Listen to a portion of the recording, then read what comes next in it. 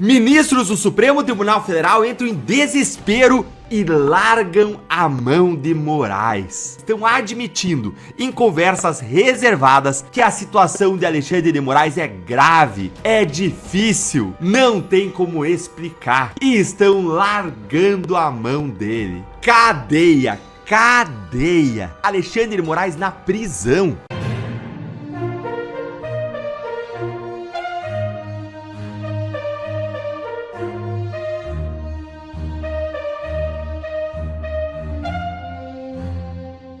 Oposição pede prisão de Moraes após mensagens com Daniel Vorcaro. É isso mesmo. Parlamentares da oposição pediram a prisão do ministro do STF, Alexandre de Moraes, após a revelação de que o banqueiro Daniel Vorcaro trocou mensagens com o magistrado no dia em que ele seria preso pela Polícia Federal pela primeira vez, em novembro de 2025. Por muito menos o Alexandre de Moraes já teria prendido o Alexandre de Moraes. Esse cara precisa sair do STF. Não é impeachment, não. Ele precisa ir direto para a prisão. Responder por esses atos que não condiz com o magistrado, disse o deputado Nicolas Ferreira. Para manter o sigilo, tanto Vorcaro quanto Moraes escreviam textos em seus blocos de notas, capturavam a tela e enviavam as imagens com o recurso de visualização única. Por essa razão, as respostas do ministro não estão disponíveis, mas as notas de Vorcaro permaneceram acessíveis no histórico do aparelho.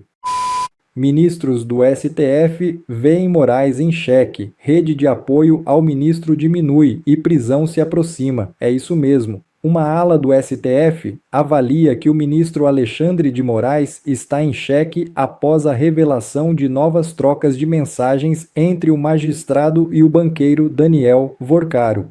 A leitura é de que a relação de Moraes com o dono do Banco Master deixa o ministro exposto e com uma rede de apoio cada vez menor.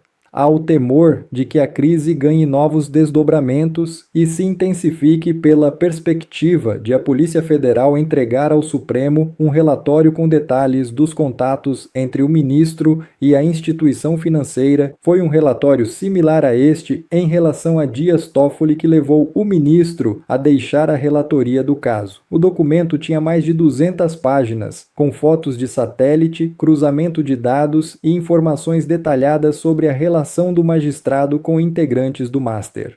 Por isso, a expectativa é que um relatório sobre Moraes também poderia trazer novidades sobre o caso e desgastar ainda mais o ministro. Durante as investigações contra o ex-presidente Jair Bolsonaro, o magistrado manteve sólido apoio da maioria do Supremo, da esquerda e do Centrão. As críticas ficavam restritas ao bolsonarismo. Agora tá todo mundo malhando o Judas. Ministros do Supremo Tribunal Federal entram em desespero e largam a mão de Moraes. As mensagens entre Vorcaro e Moraes que foram reveladas pela Malu Gaspar nessa última noite e madrugada caíram como uma bomba no Supremo Tribunal Federal. Ministros do STF estão admitindo em conversas reservadas que a situação de Alexandre de Moraes é grave, é difícil, não tem como explicar. E estão largando a mão dele. Eu vou te mostrar agora o que está acontecendo nos bastidores. A Mariana Muniz revelou isto aqui no O Globo. Ministros do STF veem como grave e difícil de explicar mensagens entre Moraes e Vorcaro no dia da prisão do banqueiro em 2025. Leia aqui comigo o que os próprios ministros do STF estão dizendo, gente. Ministros do Supremo afirmaram em conversas reservadas que a troca de mensagens entre o banqueiro Daniel Vorcaro e o ministro Moraes, no dia em que o dono do Banco Master foi preso pela primeira vez, em novembro de 2025, é grave e torna a situação do magistrado difícil de explicar. Primeira coisa importantíssima, nem os ministros acreditaram na mentira do Moraes e que ele nunca recebeu as mensagens do Vorcaro. Gente, nem os ministros acreditaram na nota oficial do Moraes. Acabou! Eu fiz uma análise completa sobre as mensagens, a nota do Moraes no primeiro vídeo de hoje. Se você perdeu, vai lá ver. Esse vídeo explodiu e é essencial para você fazer parte desse momento da história do Brasil com uma visão de contexto da gravidade do que está acontecendo. E aí, gente, nem os colegas dele acreditam no que ele diz. Acabou! E mais, olha como que eles estão vendo. Grave, difícil de explicar. Isso são os próprios colegas do Moraes dizendo isso. E tem mais. A reportagem continua aqui, ó. Integrantes da corte avaliam que a revelação aprofunda a crise de imagem do Supremo, que desde o início das investigações do Master enfrenta seu pior momento institucional. Pior momento institucional. O próprio Supremo reconhece que está na maior crise da sua história. Mas atenção, os ministros estão dizendo isso em conversas reservadas. Publicamente, ninguém, por enquanto, fala nada. É a omertá, é a lei do silêncio. Mas os bastidores, eles estão em pânico. E olha aqui a reação do Congresso Nacional. Alessandro Vieira, relator da CPI do crime organizado, ele foi direto. São fatos gravíssimos que exigem apuração rápida e transparente. Ao que tudo indica, nós temos relações, no mínimo, não republicanas entre ministros da Suprema Corte e um cidadão que hoje está preso e denunciado por fazer parte do crime organizado com fraudes e golpes bilionários. O STF está com medo. A carapuça, o escudo, a armadura deles fez uma rachadura, ruiu. Porque sabe que isso vai piorar. Mais mensagens vão vazar. Mais detalhes vão aparecer. A Polícia Federal tem todo o celular do Vorcaro periciado. Olha aqui o que foi que a Ana Flor trouxe agorinha na Globo News, ó. Não só preocupação dentro do Supremo Tribunal Federal, porque há ministros que estão acompanhando este caso e vendo que é uma crise que parece se concentrar no Supremo, que o Supremo não tem conseguido se afastar depois de todo o episódio da relatoria que sai de Dias Toffoli, é uma crise que não está se separando do Supremo Tribunal Federal, então é preocupante. E como esse caso vai andar daqui para frente, as possíveis consequências. Ontem eu ouvi um advogado que está profundamente inteirado deste caso, e ele falou que esse escândalo já é muito maior, não só que o Mensalão, mas da própria Lava Jato. Ele chegou a dizer que a Lava Jato e o Mensalão são um jardim de infância perto do que a gente está vendo e do potencial deste caso. De novo, Bárbara Colombo, a gente está vendo uma pequena amostra de mensagens e conteúdos do celular de Daniel Vorcaro. A Polícia Federal tem muito mais material que está em análise. O que chama também atenção é como o antigo relator Dias Toffoli tinha tudo isso e parece que estava retardando essa investigação que ganhou outro ritmo com o novo relator, o ministro André Mendonça. Gente, olhem a diferença que faz uma pessoa justa no lugar certo. Como a gente precisa de um presidente que coloque pessoas justas nos cargos de ministros do Supremo. Com André Mendonça as coisas estão avançando e olha aqui a avaliação do advogado.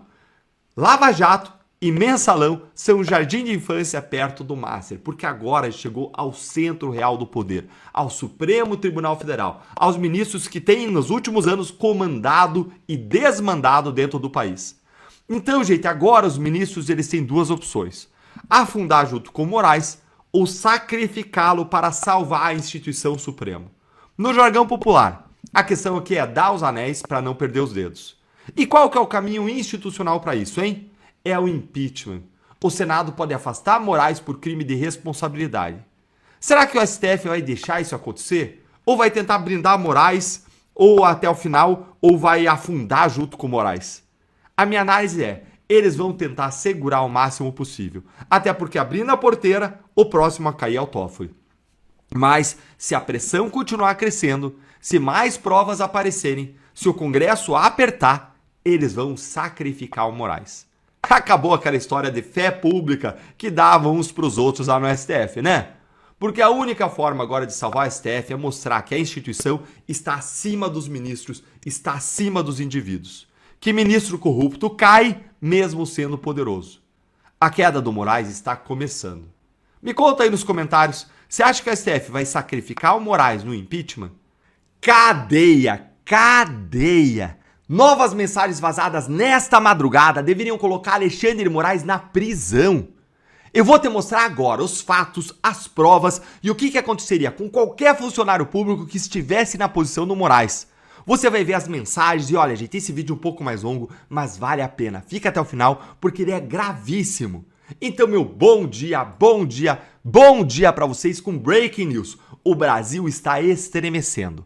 Vazou o conteúdo das 4 mensagens que o Vorcaro enviou a Alexandre de Moraes no dia da sua prisão e que apagou em seguida.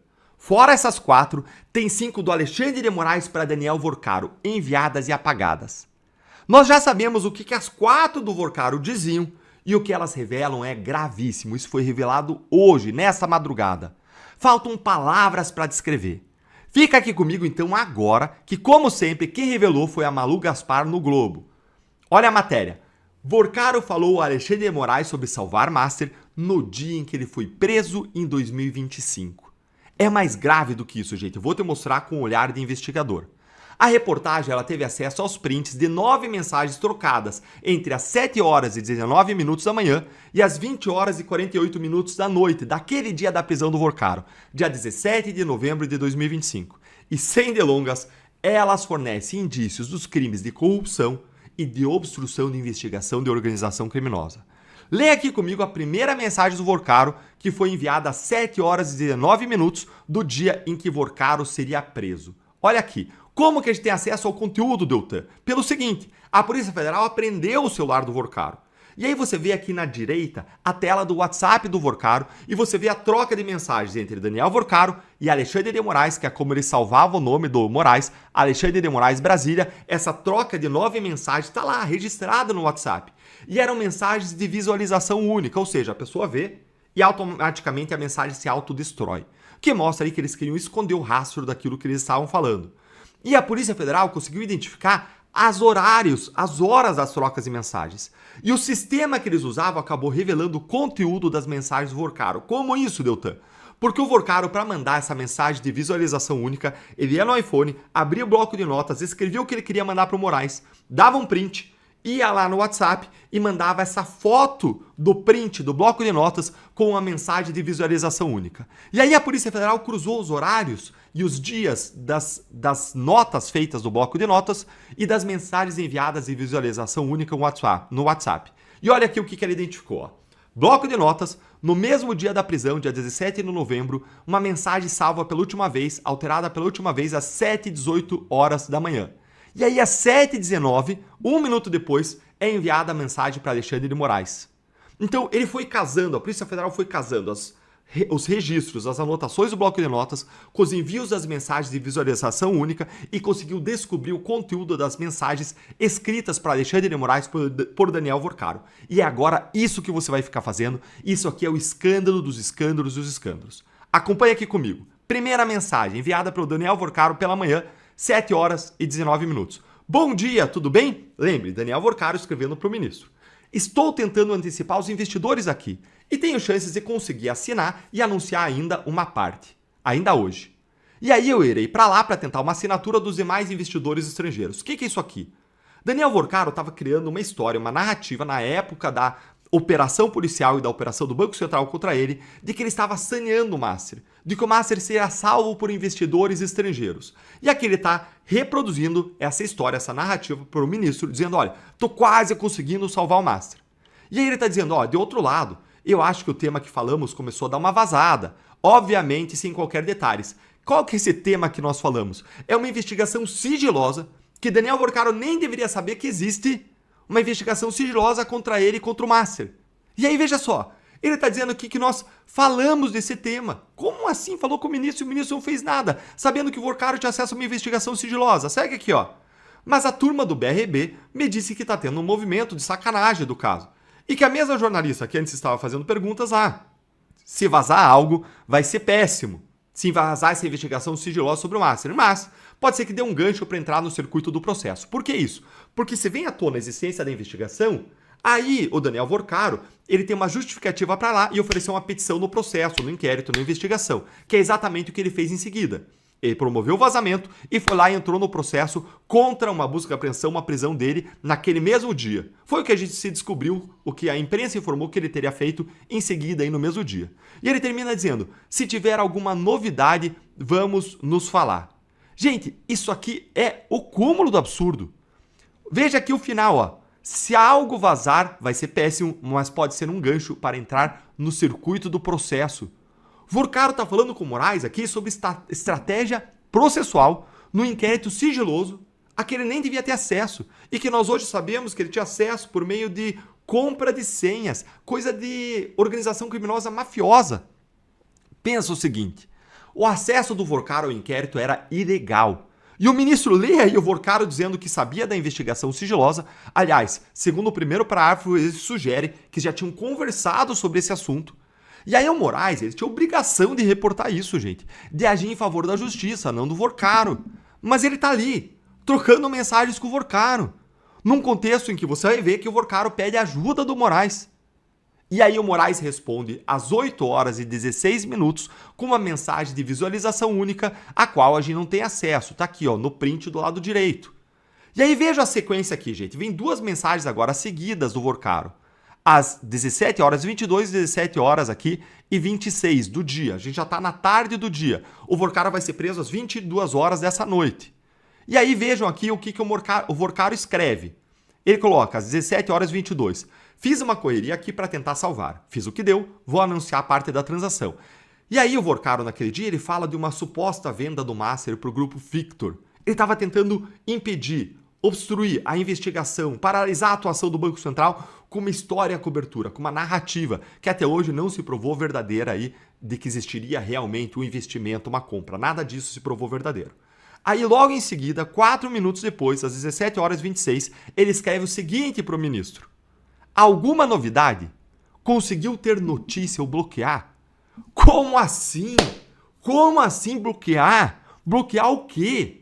Bloquear a prisão do Vorcaro? A operação, a investigação? Que outra coisa poderia ser bloqueada que não fosse isso nesse contexto?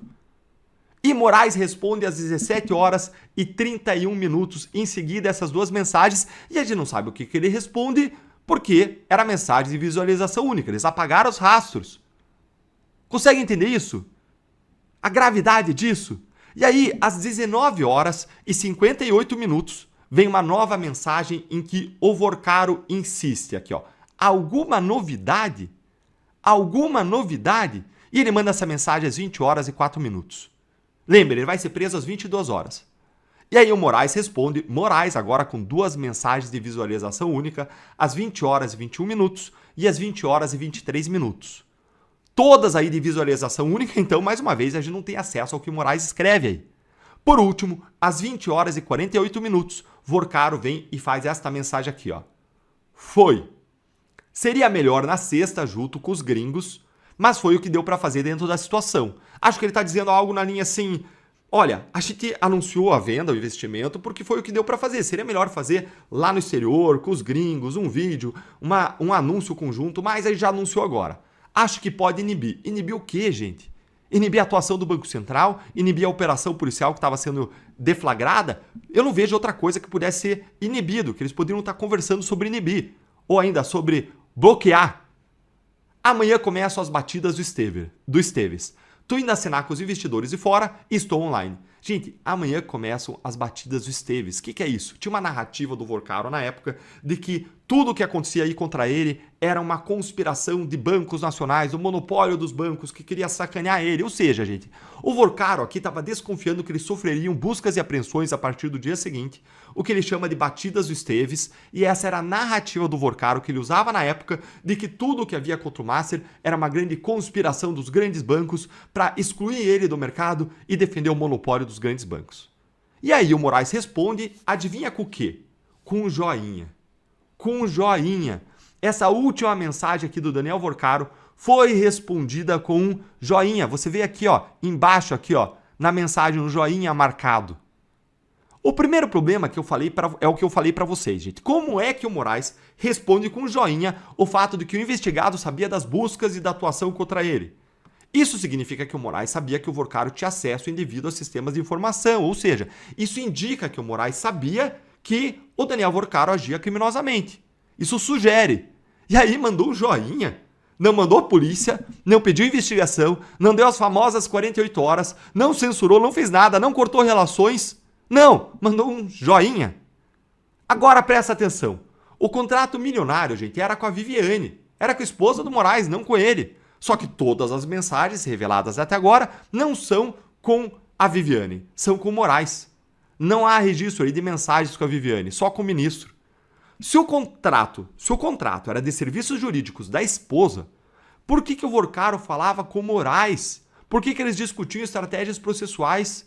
Por que Moraes respondia a pedido sobre bloquear, conseguiu bloquear ou a investigação, ou a atuação do Banco Central? E tem mais, gente. Alexandre de Moraes mentiu. Ele negou receber essas mensagens, só que isso aqui é prova. É print do celular de Vorcaro, periciado. E Moraes negou. Olha aqui o tamanho da cara de pau. Olha aqui, o ministro Alexandre de Moraes diz que não recebeu essas mensagens referidas à matéria. Trata-se de ilação mentirosa no sentido, novamente, de vamos e convenhamos, atacar o Supremo Tribunal Federal. Quem ataca é ministro que faz coisa errada, faz mal feito. É esse que ataca o Supremo Tribunal Federal. Que absurdo!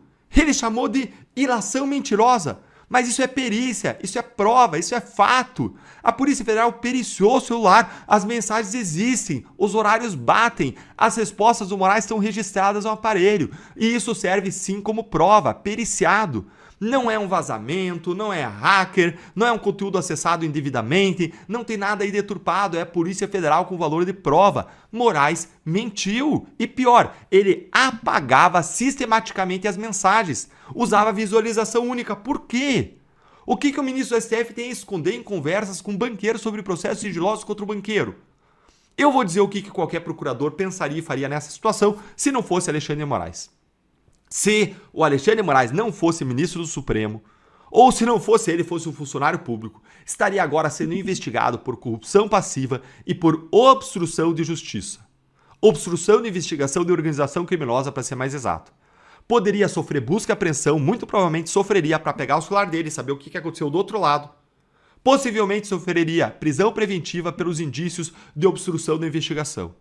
Os elementos aí, gente, estão todos aí para quem quiser ver. Contrato de 129 milhões de reais com a esposa do ministro. Da mesma forma como o Daniel Vorcaro tinha contrato de consultoria simulado com o funcionário do Banco Central corrompido pelo Vorcaro.